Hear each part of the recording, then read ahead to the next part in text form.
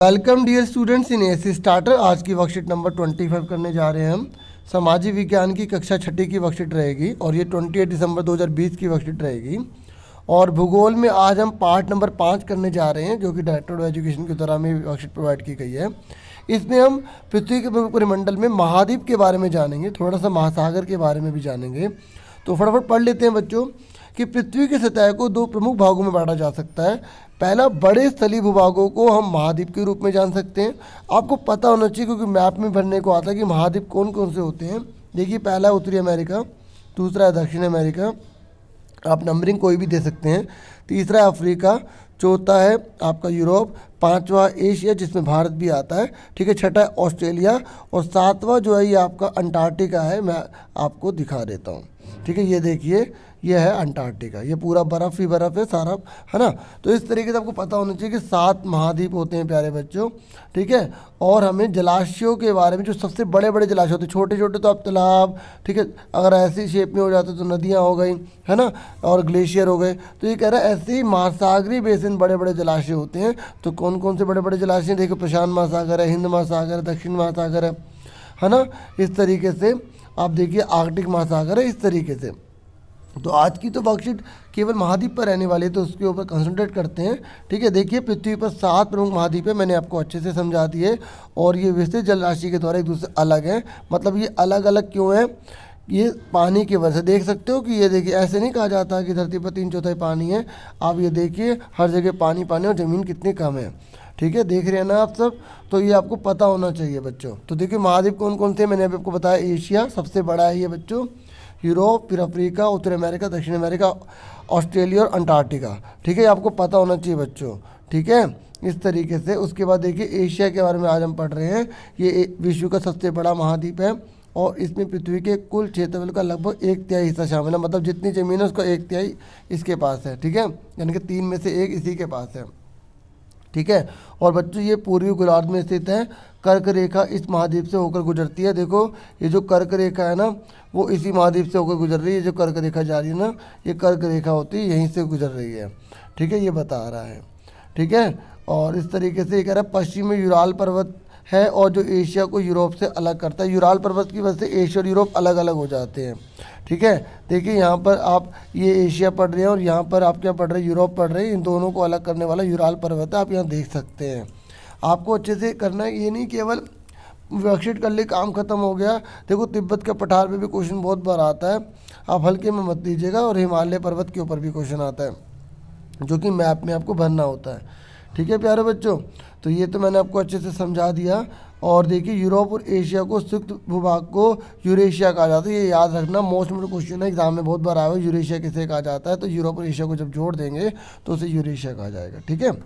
अब यूरोप में आ जाइए, महाद्वीप एशिया के पश्चिम में स्थित है। देखिए, ये एशिया है, ठीक है, तो इसके पश्चिम में ये है, तो ये यूरोप है, ठीक है। ये कह रहा है आर्कटिक वृत्त से होकर गुजरता है। आर्कटिक वृत्त से होकर गुजरता है, ठीक है। यहाँ पर ये आर्कटिक वृत्त आता है, तो यहीं से होकर ये गुजरता है ये। उसके बाद कह रहा है ये तीनों तरफ से जल से घिरा हुआ है, ठीक है। ये तीनों तरफ से जल से घिरा हुआ है। और अफ्रीका के बारे में देख लेते हैं। ये एशिया के बाद विश्व का दूसरे नंबर पे महाद्वीप है, दूसरे नंबर पे आता है बच्चों। और बच्चों, सबसे बड़ी बात इसकी यह है कि ये विषुववृत्त या 0 डिग्री अक्षांश महाद्वीपीय के लगभग मध्य भाग से होकर गुजरती है, ठीक है। अफ्रीका का एक बहुत बड़ा भाग उत्तरी गोलार्ध में स्थित है, ठीक है। तो यहाँ से यहाँ से आप देख रहे हैं ये लाइन से होकर गुजर रही है ना। इस तरीके से आप देखिए, और ये मकर रेखा कहलाती है और ये जो लाइन गुजर रही है ना, विषुववृत्त रेखा कहलाती है। इसके मध्य से होकर गुजर रही है।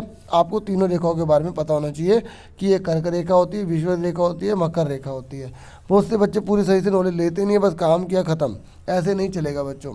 आप इस देश का भविष्य हो, आपको अभी से सारी चीज़ सीखनी पड़ेंगी, बाद में नहीं तो दिक्कत होती है, ठीक है।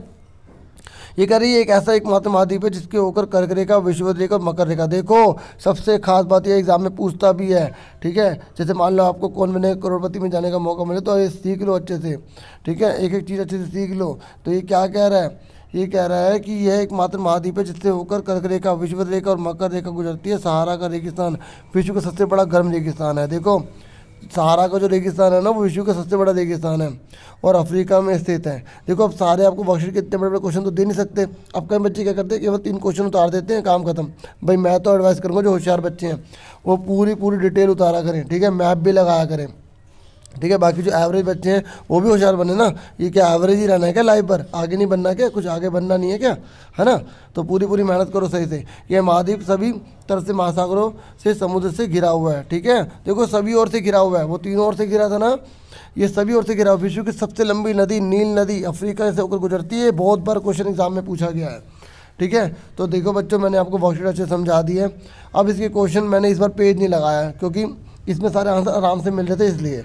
तो पहला आप क्वेश्चन लिखेंगे महाद्वीप किसे कहा जाता है, तो आप आंसर क्या लिखोगे, पहले का आंसर हो जाएगा, ठीक है। वो मजाक कर रहा था, मैं लिखता हूँ आंसर, क्यों नहीं लिखूंगा आपके लिए, है ना। पृथ्वी की सतह का बड़ा स्थलीय भूभाग महाद्वीपों के रूप में जाना जाता है। आप ये भी लिख सकते हैं कि पृथ्वी की सतह का बड़ा स्थलीय भूभाग महाद्वीप कहलाता है, ठीक है। उसके बाद सेकंड क्वेश्चन में बोला गया है आपसे, सेकंड क्वेश्चन पहले दिखा देता हूँ आपको। सेकंड क्वेश्चन में आपसे बोला गया है कि दुनिया में कुल कितने महाद्वीप हैं, आप जानते हैं 7 हैं, और मैंने केवल आंसर लिखा था 7, अभी आपने देखा था, ठीक है। मैं आपको एडवाइस करूँगा आप सातों के सातों लिख भी देना, ठीक है। ये लिख देना ये महाद्वीप हैं ये सारे, ठीक है। वैसे इस क्वेश्चन में केवल 7 पूछा गया तो ऑप्शन में टिक करने को आएगा तो 7। अगर आपसे पूछेगा कि बताइए इनके नाम कौन कौन से, तो आप बता देना। फिर आपसे पूछा गया सबसे बड़ा महाद्वीप कौन सा है, तो सबसे बड़ा महाद्वीप कौन सा है, एशिया है, ठीक है, ये लिखा, ठीक है। बाकी एक बार आंसर आपको दोबारा दिखा देता हूँ। ये छोटा से आंसर थे, लेकिन वर्कशीट बहुत ज़्यादा डीपली है, आप पूरा पूरा करा करो, एक एक चीज़ उतारा करो, टाइम लग जाए कोई दिक्कत नहीं है, लेकिन मेहनत करो। तो आपसे नेक्स्ट वीडियो में मिलेंगे, अपना पूरा ध्यान रखना। Thank you for watching and listening carefully, take care dear students.